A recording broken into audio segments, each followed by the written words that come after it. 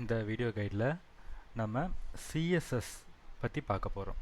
இது CSS உடைய intro. So ஃபர்தராக இதுக்கப்புறம் வரக்கூடிய வீடியோஸில் CSSோட கான்செப்ட் எவ்ரிதிங் எல்லாத்தையுமே நம்ம ஒன்று ஒன்றா தனித்தனியாக பார்க்க போகிறோம்.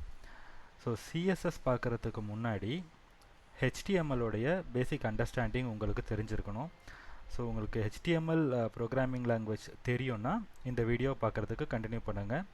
இல்லைனா HTML ரிலவெண்ட்டாக நான் இன்னொரு பிளேலிஸ்ட் ஒன்று போட்டிருக்கேன். அந்த வீடியோஸை கம்ப்ளீட் பண்ணிவிட்டு அதுக்கப்புறம் CSSக்கு வந்தீங்கன்னா உங்களுக்கு இன்னும் பெட்டராக கான்செப்ட் புரியும். ஸோ ஃபஸ்ட்டு CSSோடைய டாபிக்ஸை ஸ்டார்ட் பண்ணுறதுக்கு முன்னாடி CSSனால் என்ன, அது எதுக்கு நம்ம யூஸ் பண்ணணும் அப்படின்ற ஒரு பேசிக் அண்டர்ஸ்டாண்டிங் நம்ம வரலாம். ஒரு எக்ஸாம்பிள் பார்ப்போம். ஸோ அதை பேஸ் பண்ணி CSSோடைய நீட் எதுக்குன்றது உங்களுக்கு ஒரு கிளாரிட்டி கிடைக்கும். என்கிட்ட ஒரு 2 வெப்சைட் டிசைன் இருக்குது, ஓகேவா? ஒரு வெப்சைட் CSS கனெக்ட் பண்ணது, இன்னொன்று CSS கனெக்ட் பண்ணாதது. ஸோ CSS அப்படின்றது பேசிக்காகவே பியூட்டிஃபிகேஷனுக்காக நம்ம யூஸ் பண்ணுற ஒரு ப்ரோக்ராமிங் லாங்குவேஜ். நம்ம டிசைன் பண்ணுற வெப்சைட்டில் இருக்கக்கூடிய எலமெண்ட்ஸை பியூட்டிஃபை பண்ணுறதுக்கு யூஸ் பண்ணுற ஒரு ப்ரோக்ராமிங் லாங்குவேஜ், ஓகேவா?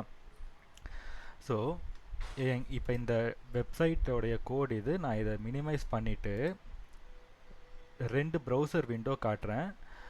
இந்த லெஃப்ட் ஹேண்ட் சைடில் இருக்கிற ப்ரௌசர் விண்டோ CSS இல்லாதது, ரைட் ஹேண்ட் சைடில் இருக்கிற ப்ரௌசர் விண்டோ CS கனெக்ட் பண்ணது. ரெண்டுமே சேம் தான். ரெண்டுத்தில் இருக்கிற எலமெண்ட்ஸ் 2 டிசைனுமே சேம் தான். ரெண்டோட HTML கோடுமே சேம் தான். ஆனால் ஒன்றுத்தில் CSS கனெக்ட் பண்ணலை, ஒன்றுத்தில் CSS கனெக்ட் பண்ணியிருக்கு. இப்போ இந்த கனெக்ட் பண்ணாதது பார்த்தோம்னா பார்க்குறதுக்கு ஒரு ஒரு பியூட்டி அந்த இடத்துல இல்லை. எல்லாமே ஒரு மாதிரி அன்ஈவனாக டிஃபால்ட் செட்டிங்ஸோட அது இஷ்டத்துக்கு இருக்க மாதிரி இருக்குது.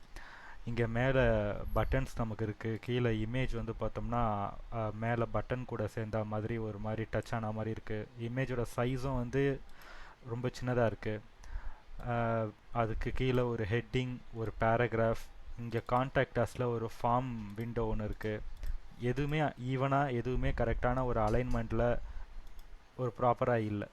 ஸோ CSS இல்லாமல் வெறும் ஒரு பிளெயின் HTML வெப்சைட் இந்த மாதிரி தான் இருக்கும். இதை எந்த யூஸரும் பார்த்துட்டு அட்ராக்ட் ஆக மாட்டாங்க. அதனால் இதை பியூட்டிஃபை பண்ணுறதுக்காக க்ரியேட் பண்ண லாங்குவேஜ் தான் CSS. இப்போ இந்த CSS ரைட் ஹேண்ட் சைடில் இருக்கிறது பார்த்தீங்கன்னா, நான் ஸ்க்ரோல் பண்ணுறேன், எல்லாமே ப்ராப்பர் அலைன்மெண்ட்டில் பார்க்குறதுக்கு ஓரளவுக்கு கொஞ்சம் நல்லா இருக்குது. இதை ஒரு யூஸர் வந்து பார்க்கும்போது அவங்க கொஞ்சம் அட்ராக்ட் ஆக சான்சஸ் இருக்குது.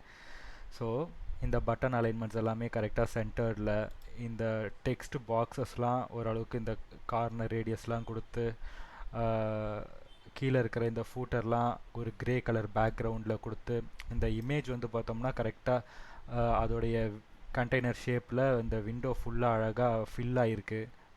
பட்டன்லாம் பார்த்தோம்னா பட்டன் மேலே ஹோவர் பண்ணும்போது ஹோவருக்கு ஒரு கலர் ஷேடு வருது. அந்த இடத்துல இந்த மவுஸ் கர்சரை மூவ் பண்ணதுக்கப்புறமா ஒரு கலர் ஷேடு வருது. அதுக்கு பின்னாடி அழகாக ஒரு கிரே பேக்ரவுண்டில் கொடுத்து நம்ம அதை செப்பரேட் பண்ணி காட்டியிருக்கோம்.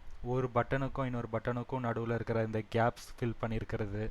இந்த பட்டனுக்குள்ளே இருக்கிற இந்த டெக்ஸ்டோடைய கலர் வந்து நம்ம ஒயிட் கலரில் இந்த இடத்துல கொடுத்துருக்கு. ஸோ இந்த பேராகிராஃப் அண்ட் ஹெட்டிங்லாம் பார்த்தீங்கன்னா கரெக்டாக ஒரு சென்டர் அலைன்மெண்ட்டில் பார்க்குறதுக்கு கொஞ்சம் நீட்டாக இருக்குது. இப்போ இந்த பியூட்டிஃபிகேஷன்ஸ் எல்லாமே நம்ம CSS இருந்தால் தான் நடக்கும். அது இல்லைன்னா இதே வெப்சைட் பார்க்க இந்த லெஃப்ட் ஹேண்ட் சைடில் இருக்கிற மாதிரி வெறும் HTML கோடோடு தான் இருக்கும். ஸோ இதுதான் CSSோடைய நீட், ஓகேவா? ஆக்சுவலாக இதை விட பெட்டராகவே நம்மளால் CSSல ஒர்க் பண்ண முடியும். அதில் அனிமேஷன் பார்ட் இருக்குது, இன்னும் நிறைய விஷயங்கள் இருக்குது. பட் ஒரு அண்டர்ஸ்டாண்டிங்காக நான் இந்த 2 காம்பினேஷன் காட்டுறேன்.